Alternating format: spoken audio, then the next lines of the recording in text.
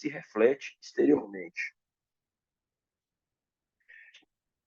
Então, hoje nós vamos falar sobre dois irmãos que entraram em divergência por conta de uma partilha de bens. O texto está em Lucas, Evangelho de Lucas, capítulo de número 12, do verso 13 ao verso 21. Repetindo, Evangelho de Lucas, capítulo 12, do verso 13 ao verso 21.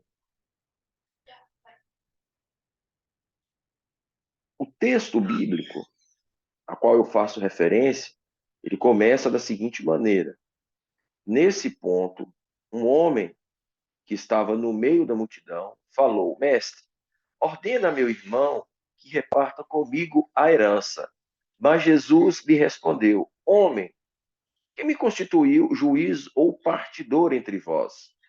Então lhe recomendou: Tende cuidado e guardai-vos de toda e qualquer avareza, porque a vida de um homem não consiste na abundância dos bens que ele possui.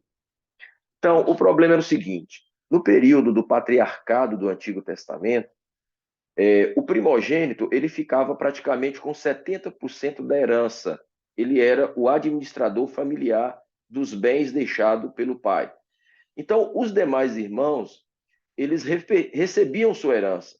Mas como o primogênito ficava com a maior parte da herança, então se algum dos irmãos passasse por algum problema financeiro, por alguma dificuldade, se eles entrassem em um colapso financeiro, o irmão mais velho, por ser responsável, legal e administrador dos bens, então era de sua alçada, era de sua responsabilidade repartir entre os irmãos e ajudá-los a herança, repartir a herança e ajudar os irmãos. Então, é por isso que o primogênito ele ficava com a maior parte da herança, porque ele era o administrador financeiro da família, ele era o responsável pela família, porque ele estava assumindo o lugar do seu pai. Então, por isso que nós vemos aquele conflito lá entre Esaú e Jacó, porque era um conflito, porque Esaú se sentiu lesado financeiramente, uma vez que Jacó lhe roubou a primogenitura. Então, nesse caso específico, esses irmãos estavam brigando, porque o mais novo queria que o mais velho repartisse os bens.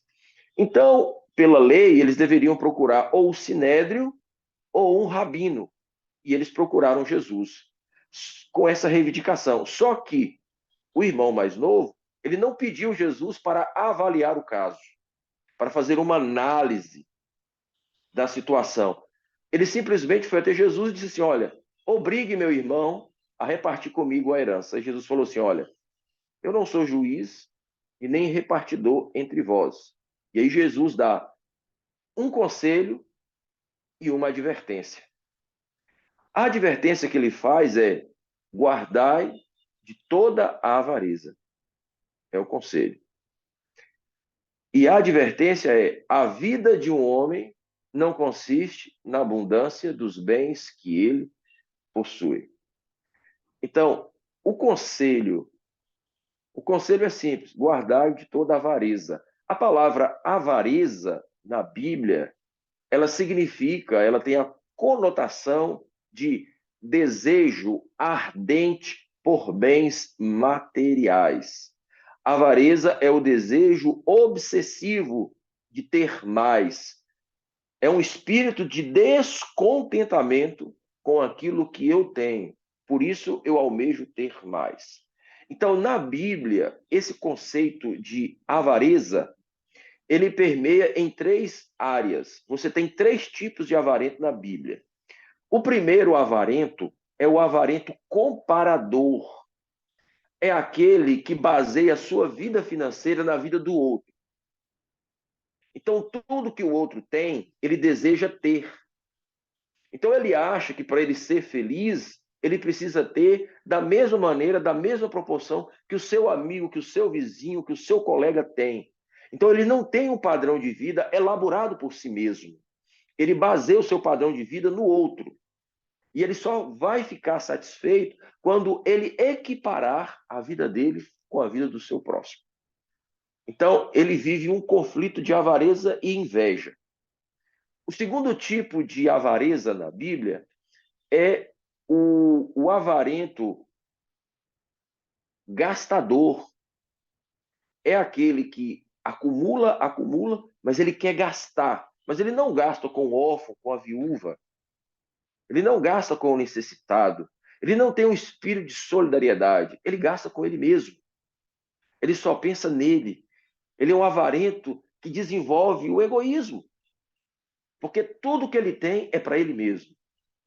E o terceiro e mais comum avarento na Bíblia é o avarento acumulador. Esse é um avarento problemático, porque ele pensa em acumular porque ele não confia em Deus. Quanto mais ele tem, mais ele acha que o seu futuro está garantido. Então, para ele é o seguinte, é acumular e acumular, porque o acúmulo vai lhe dar segurança e estabilidade para o futuro. O seu futuro não está nas mãos de Deus. O seu futuro está fundamentado nos bens materiais. Então, a sua segurança está no dinheiro e não em Deus. Um exemplo mais comum na Bíblia é o jovem rico. Ele tem um encontro com Jesus. Jesus, então, lhe faz uma proposta. Vai, vende tudo o que tem e dá aos pobres. E terá um tesouro no céu. Ali Jesus, ele trabalha presente e futuro. Olha, vai, vende tudo que tem e dá aos pobres agora. E eu vou te garantir o futuro, lhe dando um tesouro no céu. Então, como ele teria que abrir mão de tudo no presente para receber algo que ainda ele só tomaria posse no futuro, e ele era um avarento acumulador, a Bíblia diz que ele saiu triste, porque era dono de muitas propriedades. Então, ele não se via sem ter nada, sem ter nenhum recurso, porque ele confiava nos seus bens e não em Cristo, que estava lhe propondo a eternidade no futuro. Então, por isso que a Bíblia nos recomenda a palavra de Jesus, que nós não podemos ser avarentos, porque a avareza, ela é como o cupim. O cupim corrói a madeira e você só percebe que a madeira foi corroída quando a madeira já está podre. A avareza corrói o coração, da mesma maneira que o cupim corrói a madeira. E quando nós percebemos que o nosso coração já está podre pelo materialismo, pela avareza, muitas vezes é quando o caso já está quase irreversível. Então, por isso que existe essa advertência de Jesus. Cuidado com todo tipo de avareza. E nesse texto existe o antídoto para o espírito de avareza que venha, porventura, corroer o nosso coração. E logo em sequência disso, Jesus, então, ele apresenta uma parábola para ilustrar como nós podemos nos desvencilhar da avareza. E aí ele propõe a parábola do homem rico. Olha o que diz o verso 16. E lhes proferiu ainda uma parábola, dizendo: o campo de um homem rico produziu com abundância. E arrazoava consigo mesmo, dizendo: que farei, pois não tenho onde recolher os meus frutos? E disse: farei isso, destruirei os meus celeiros, reconstruí-lo-ei maiores, e ali recolherei todo o meu produto e todos os meus bens. Então darei a minha alma. Tens em depósito muitos bens para muitos anos. Descansa, come, bebe e regala-te. Mas Deus lhe disse: louco, esta noite pedirão a tua alma. E o que tens preparado, para quem será? Assim é o que entesoura para si mesmo, e não é rico para Deus. Então, aqui nesse texto, Jesus trabalha 3 pontos para que nós não venhamos permitir que a avareza corroa o nosso coração, nos distancie de Deus. Então, o primeiro ponto, a parábola diz que um homem rico produziu com abundância. Primeiro conceito, na Bíblia, na visão judaica, não existe prosperidade sem que Deus abençoe a pessoa. Prosperidade é resultado da presença de Deus na nossa vida. Prosperidade não é coisas, objetos, bens materiais. Prosperidade é a presença de Deus na minha vida. E o resultado disso envolve várias outras coisas, não apenas recursos financeiros. Prosperidade envolve bem-estar, paz de espírito, harmonia familiar. Lógico, envolve crescimento financeiro. Prosperidade é um combo que resulta da presença de Deus em minha vida. Então, se esse homem produziu no seu campo com abundância, é porque Deus o abençoou. Então, o que ele precisava fazer? Ele precisava reconhecer que Deus é o provedor de todas as coisas. Deus é o provedor de todas as coisas. Quando ele olha para o campo, para aquela produção, ele vê que ele acumulou muito dinheiro, porque naquela época, semente, grãos no celeiro era como dinheiro investido no banco. Então, quanto mais grãos, quanto mais sementes, quanto mais sacas de produtos, mais dinheiro ele tinha. Mas o que ele precisava fazer era reconhecer que tudo aquilo era bênção de Deus. Mas ele só enxergava que tudo aquilo era resultado do seu trabalho. Queridos, nós podemos ter esforço, nós podemos ter técnica, nós podemos ter capacidade, nós podemos ter visão, nós podemos ser grandes empreendedores, mas quem abençoa, quem abre portas, quem faz a pessoa progredir e crescer é Deus. Quando o povo de Israel estava saindo do Egito, Deus deu um conselho para o povo lá em Deuteronômio, dizendo: quando enriqueceres, nunca diga que a tua riqueza é fruto da tua força e dos teus braços, porque tudo provém de Deus. O homem pode plantar, o homem pode arar, o homem pode escolher a melhor semente, mas quem envia o sol e a chuva é Deus. Quando nós reconhecemos que o Senhor é o provedor de todas as coisas, Ele vai nos abençoar e nós não seremos avarentos. E é como a tia Elmira disse na oração, nós precisamos viver um dia de cada vez. O nosso futuro não nos pertence, pertence ao Senhor. E esse homem estava preocupado com o futuro por causa dos bens e do acúmulo do resultado dos grãos que estavam agora na colheita. Mas para vencermos a avareza, primeiro precisamos reconhecer que Deus é o provedor de todas as coisas. É por isso que o Salmo 23, verso 1 diz: o Senhor é o meu pastor, e nada me faltará. O próprio salmista Davi diz também: eu já fui moço, agora sou velho. Eu nunca vi um justo desamparado, e nem a sua descendência a mendigar o pão. Para vencermos a avareza, precisamos reconhecer que Deus é o provedor de todas as coisas. Segundo, o texto também diz que ele arrazoava consigo, dizendo: o que farei com os meus frutos? Destruirei os meus celeiros, reconstruí-los-ei maiores e recolherei todo o meu produto e todos os meus bens. Veja, ele usa aqui diversas vezes o pronome possessivo, de posse. Então ele considerava que o celeiro era dele, que o fruto era dele, que a colheita era dele. E todos nós sabemos e precisamos reconhecer que, além de Deus ser o provedor de todas as coisas, Deus é o proprietário legítimo de todas as coisas. Salmo 24, verso 1 diz: ao Senhor pertence a terra e tudo que nela contém, o mundo e os que nele habitam. Rose, a casa onde você mora, você diz que é sua porque você tem um registro comercial, que nós chamamos de certidão de posse, dizendo que essa casa é sua, mas na verdade ela é de Deus. Você apenas administra. Os bens que nós dizemos que nos pertencem, não nos pertencem. Por duas razões. Quando nós morremos, nós não levamos. Eles são repartidos. Ficam com herdeiros. Mudam de dono. Mudam de dono. E quando os herdeiros morrem, passam para outros donos. E esses donos vendem para outros. E vão passando de mão em mão e as pessoas vão morrendo. E os bens vão continuando. Porque o verdadeiro e legítimo dono é Deus. Deus é o dono de tudo. Nós apenas, como bons mordomos, administramos aquilo que ele coloca em nossas mãos. E devemos administrar isso com sabedoria. Não só recursos financeiros, nós temos que administrar o tempo, nós temos que administrar a nossa saúde, que é o nosso templo, que é o templo, que é o nosso corpo, que é o templo do Espírito Santo. Nós temos que administrar os tesouros, nós temos que administrar os talentos, os dons espirituais que Deus coloca em nossas mãos, porque tudo pertence a Deus. Ele é o dono, é o proprietário legítimo de tudo, porque ele criou.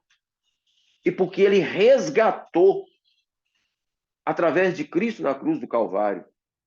Então nós não podemos, de maneira nenhuma, de forma alguma, nos apegar a essas coisas, porque isso não é nosso.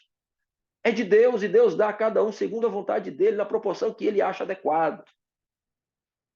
Mas o homem da parábola estava achando que tudo era dele e que o seu futuro estaria garantido por causa dos bens materiais. Então, nós já falamos de dois princípios para vencermos a avareza: reconhecer Deus como o provedor de tudo, e segundo, Deus é o proprietário de todas as coisas. E terceiro e último, para vencermos a avareza, nós precisamos ficar atentos aos dois últimos versos da parábola, quando diz assim: mas Deus lhe disse, louco, esta noite pedirão a tua alma, e o que tens preparado para quem será? Assim é o que entesoura para si mesmo, e não é rico para com Deus. Nessa terra existem duas riquezas. Uma nós achamos que é nossa, a outra, de fato, é nossa. A primeira que nós achamos que nos pertence são os bens materiais, que nós chamamos de tesouros na terra. E foram esses tesouros na terra, acumulados, que fez com que o jovem rico perdesse a sua salvação, porque ele era dono de muitas propriedades e ele não queria se desprender disso, ele não queria, de maneira nenhuma, se desprender dos bens materiais. Os bens materiais, que nós chamamos de riqueza, de tesouros na terra, eles não nos pertencem. O segundo tesouro, esse nos pertence de fato. Esse nos torna verdadeiramente ricos. É o tesouro no céu. É nesse tesouro que nós devemos focar. É nesse tesouro que o nosso coração deve ser colocado. Porque o próprio Jesus falou: aonde está o seu tesouro, aí também está o seu coração. Jesus está dizendo que o verdadeiro rico é aquele que acumula tesouro nos céus. E aí você pensa, pastor, mas o que é tesouro no céu? Lógico, na mentalidade da parábola e na Bíblia, tesouro tem a ver com um baú de madeira, cheio de moedas de prata, de ouro e cobre, que muitas vezes era escondido no solo, porque não havia banco, não havia segurança para se guardar esses bens materiais. Então, eles eram enterrados. E é por isso que Jesus, dentro desse contexto, profere a parábola do tesouro escondido para mostrar o quanto as pessoas, além de acumular o tesouro, escondiam o tesouro na terra. Então, na nossa mente, tesouro no céu parece que é um baú cheio de madeira, contendo várias moedas de prata, ouro e cobre. Não, tesouro no céu não tem nada a ver com isso. Se você buscar as diversas vezes que Jesus falou sobre esse assunto, você vai entender. Todas as vezes que você ajuda o órfão, a viúva, o necessitado, você está acumulando tesouro nos céus. Mateus 25, Jesus diz, palavras dele: quem fizer a um destes meus pequeninos, a mim o fizeste. Tive fome e me deste de comer. Tive sede e me deste de beber. Era forasteiro e me hospedaste. Estava nu e me vestistes. Estava enfermo e foste ver. Estava preso e fostes visitar-me. Quem fizer a um destes meus pequeninos, a mim o fizestes. E Provérbios diz, palavra de Deus: quem dá aos pobres, empresta a Deus. Todas as vezes que você ajuda alguém, que você ampara alguém, que você atende o necessitado, você está acumulando tesouros nos céus. E vou além. Todas as vezes que você é fiel a Deus nos dízimos e nas ofertas, você está acumulando tesouros nos céus. Porque estes recursos financeiros sagrados que nós chamamos de dízimo e que nós chamamos de oferta, eles corroboram, eles contribuem para a salvação de pessoas. Dízimo é para a manutenção da pregação do Evangelho. Nós temos vários mecanismos em que o Evangelho é pregado no mundo por meio da nossa fidelidade no dízimo. É por meio das ofertas que instituições se espalham pelo mundo, escolas, hospitais, clínicas, rádios, canal de televisão. Veja, aonde você não pode ir, a sua oferta vai. Aonde você não prega, o seu dízimo prega. A minha fidelidade a Deus resulta em tesouros acumulados no céu. É disso que Jesus está falando. É adorar a Deus com os recursos e ajudar o meu próximo. Isso é acumular tesouros nos céus. Então, querido, para vencermos a avareza, nós precisamos nos desprender. E existem dois mecanismos sagrados que nos ajudam a nos desprender dos bens materiais dessa terra. Um é a fidelidade nos dízimos e nas ofertas. E a outra é a solidariedade em ajudar quem precisa. Aquele homem estava acumulando para garantir o futuro. Ele só estava pensando nele. O que ele não sabia, e que muitos de nós também não sabemos, é quanto tempo de vida nós temos. Ele iria morrer naquele mesmo dia. Estava acumulando para ele. Morreu e ficou sem nada. A parábola começa com muitos tesouros e bens acumulados, mas uma vida perdida. Do que adianta o homem ganhar o mundo inteiro e perder a sua alma? Em nome de Jesus, não deixe a avareza corroer seu coração. Reconheça Deus como provedor de tudo. Reconheça Deus como dono de tudo. E reconheça que o verdadeiro tesouro não está na terra. O verdadeiro tesouro está no céu. É a coroa da vida eterna. Que eu e você, que nós vamos receber quando Jesus voltar nas nuvens dos céus. E vamos ouvir dele: foste fiel no pouco, sobre muito te colocarei. Entra no gozo do teu Senhor.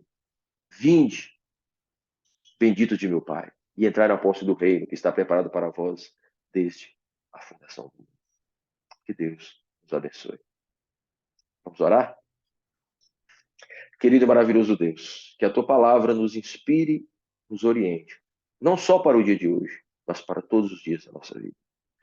Que no nosso coração não exista lugar para o cupim da avareza, mas que possamos reconhecer que o Senhor é o nosso provedor, que o Senhor é o proprietário de todas as coisas, que nós somos apenas mordomos daquilo que o Senhor coloca em nossas mãos. E que o nosso foco não esteja na riqueza da terra, mas na riqueza do reino dos céus. Que não acumulemos tesouros na terra, mas que o nosso tesouro seja acumulado no céu. Ajuda-nos a viver esses princípios da tua palavra. É o que te pedimos em nome de Jesus. Amém.